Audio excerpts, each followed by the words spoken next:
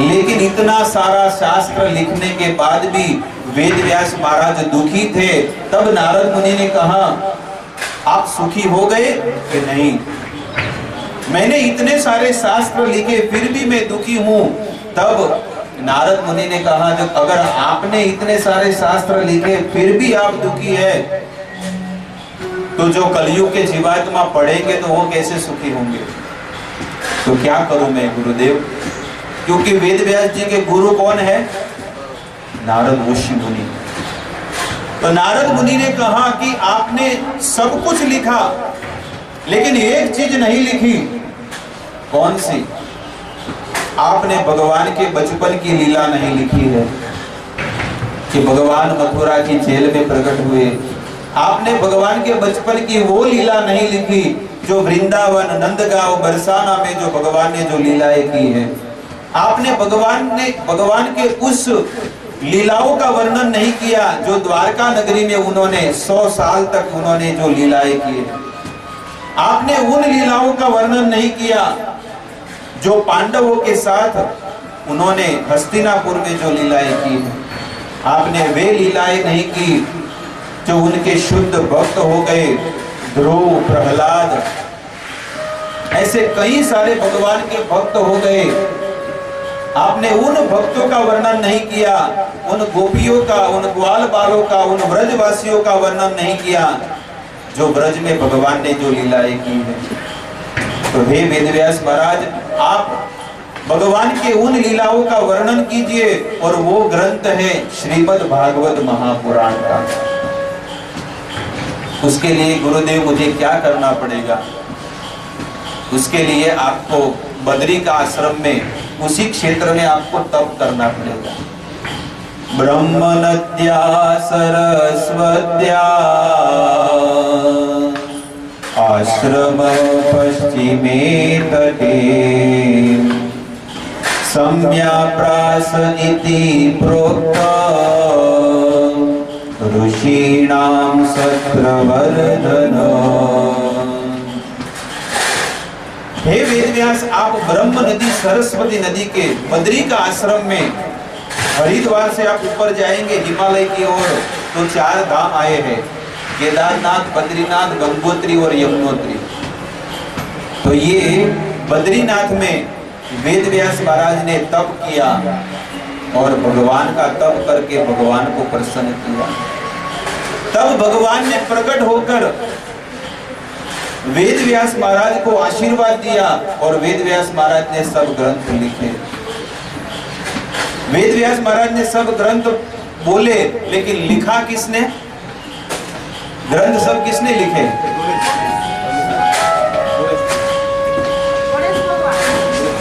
गणेश जी। गणेश जी ने लिखे। गणेश जी को कहा कि हे गणेश जी, मैं जो श्लोक बोलूंगा वो आपको लिखना है। गणेश जी ने कहा कि मैं स्पीडी कारीगर हूँ, मैं स्पीड में लिखने वाला हूँ, अगर आप नहीं बोलोगे तो मैं चला जाऊंगा। तो वेदव्यास जी ने और दूसरी शर्त रखी, जब तक वो श्लोक आपको समझ में नहीं आता तब तक आपको लिखना नहीं है। तब गणेश जी ने कहा ठीक है। वेदव्यास महाराज एक श्लोक बोलते थे और गणेश जी उस श्लोक को समझकर फिर उसको लेखन करते थे।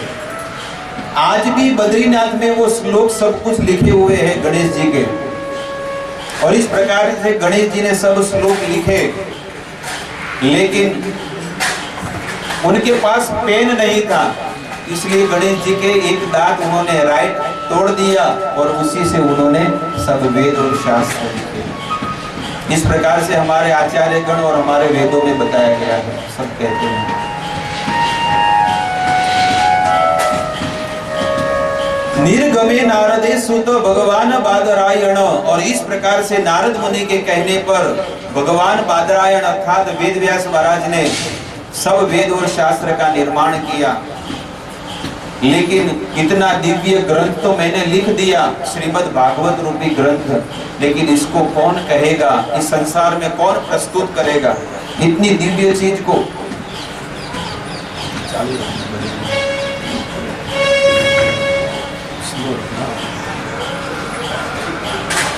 वेदव्यास महाराज ने वे सोच में पड़ गए और भगवान को प्रार्थना किया कि हे प्रभु, मुझे ऐसा संतान दीजिए, ऐसा पुत्र दीजिए कि ये आपके श्रीमद् भागवत का पूरे संसार में सबको प्रचार करे।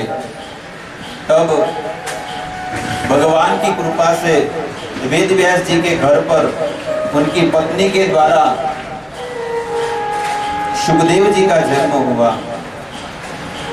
इस प्रकार से सुद गोस्वामी कहते हैं, आगे चलकर सुद गोस्वामी हस्तिनापुर का वर्णन करते हैं और हस्तिनापुर का पूरा इतिहास बताते हैं 88,000 ऋषि मुनियों को। कहते हैं, यदा मृदे कौरव संजयाना वीरेश्वतो वीरगतिं गतेषु वृकोदरा वीरगदा विमर्श भग्नो रुदंडे धृतराष्ट्र पुत्रे।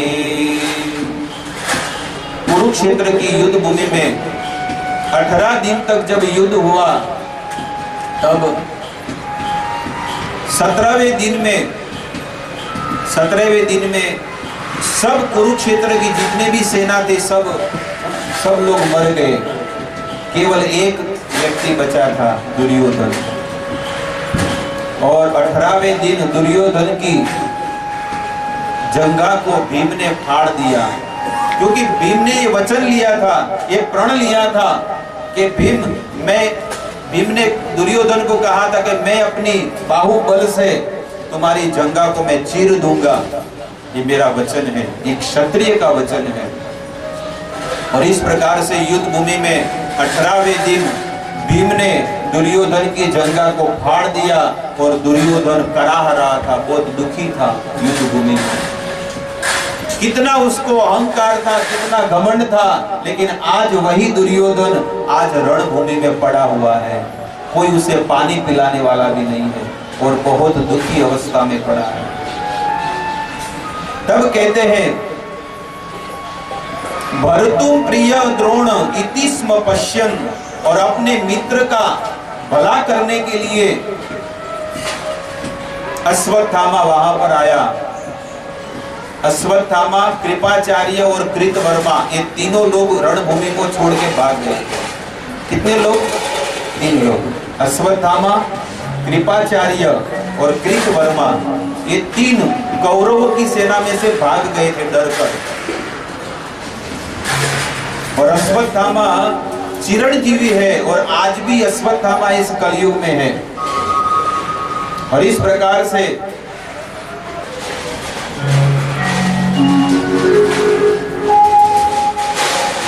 से अश्वत्थामा अपने मित्र का भला करने के लिए वो सोच में पड़ गया, अभी क्या करूं। उसने सोचा कि मैं रात को ही पांडवों के मस्तक काट के और दुर्योधन को पेश करूंगा, उसको बताऊंगा। इस प्रकार से रात को शिविर में, जहां पर पांडव लोग सोए हुए थे, और पांडवों के मस्तक काट के गोनी में भरकर अश्वत्थामा कुरुक्षेत्र की युद्ध भूमि में आया और अपने मित्र को कहा कि मित्र, आज मैंने तेरा भला कर दिया। क्या किया? मैंने पांडवों के मस्तक काट के लाया हूं। तब दुर्योधन ने कहा, मित्र मुझे ये बताओ कि जब तुम पांडवों के मस्तक काटने गए उस समय भगवान कहां पर थे? क्योंकि मैंने 18 दिन के युद्ध में मैंने ये तो जान लिया है, 18 दिन के युद्ध में मैंने इतना तो जान लिया है कि जहां पर भगवान श्री कृष्ण है, उनके भक्त का वाल भी बांका नहीं होता है। ये शास्त्र बताता है।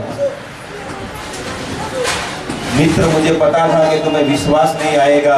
आज मैं 5 पांडवों के मस्तक काट कर लाया हूं, और जैसे ही गोनी खाली कर दिया, और उसी समय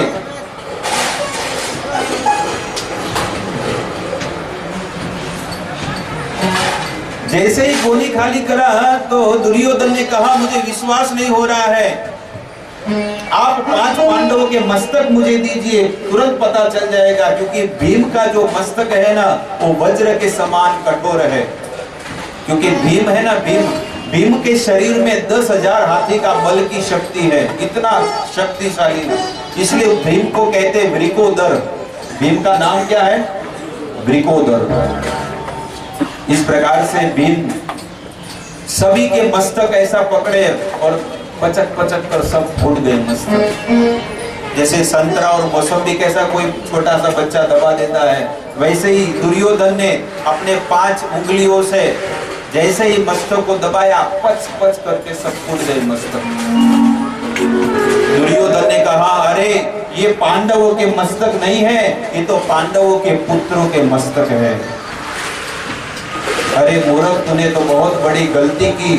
ये पांडव, इस कुरु वंश में 5 दीपक थे, उसको भी तूने मार डाला। अब कुरु वंश में कैसे सब लोग जीवन जिएंगे, कैसे राजा बनेंगे और कैसे राजपाट करेंगे? इस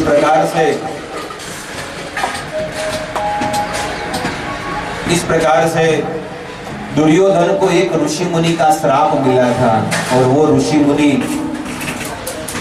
उन्होंने श्राप दिया था कि जिस घड़ी आपको एक बार सुख का समाचार मिलेगा और दूसरी घड़ी में दुख का समाचार मिलेगा, उसी समय आपकी मौत हो जाएगी। उसको श्राप मिला था।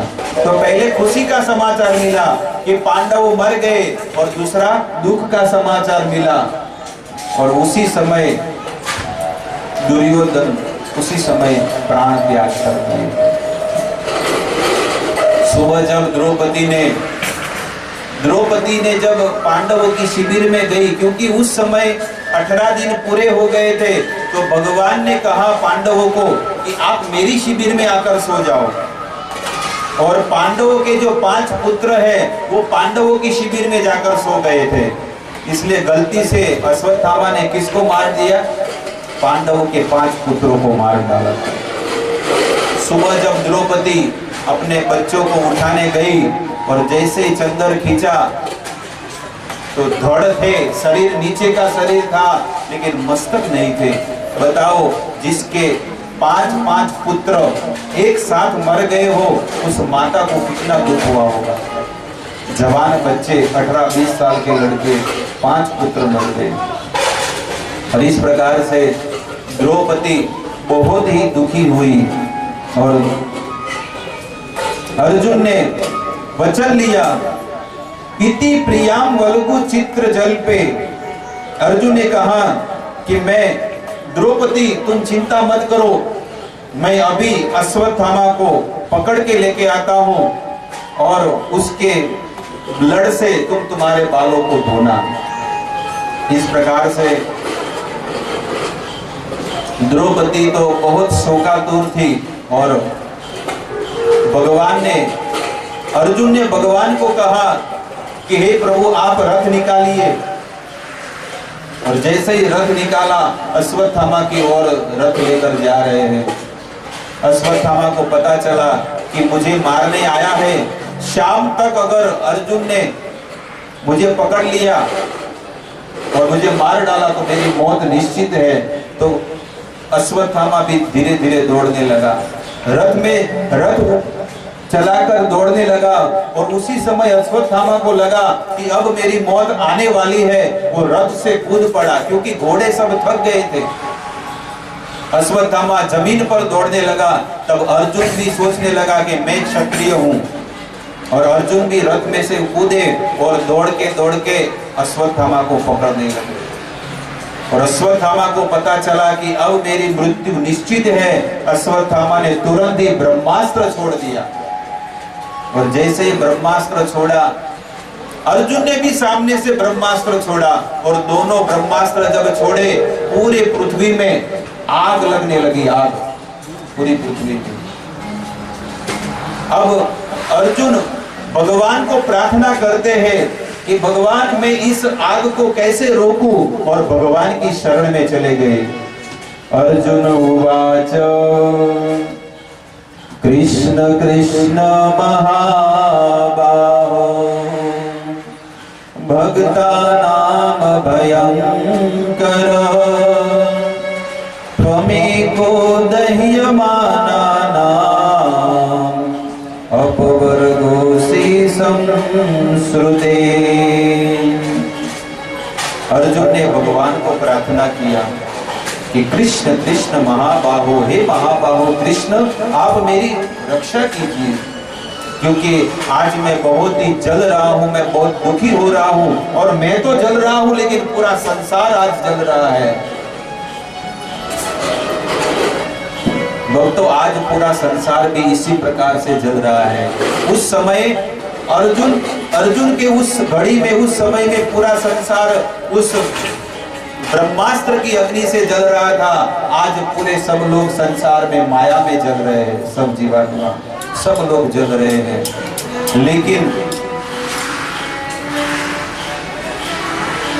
हमारे आचार्य गण बहुत ही सुंदर भजन लिखे हैं और उस भजन में बताते हैं कि संसार के सब जीवात्मा माया में जल रहे हैं, लेकिन अगर गुरु और भगवान की शरण में अगर वो चले जाएंगे तो इस माया से पार हो जाएंगे। इसलिए आचार्य गण लिखते हैं, सुबह सुबह मंगला आरती में गाते हैं वो, संसार दावा नल लीधलो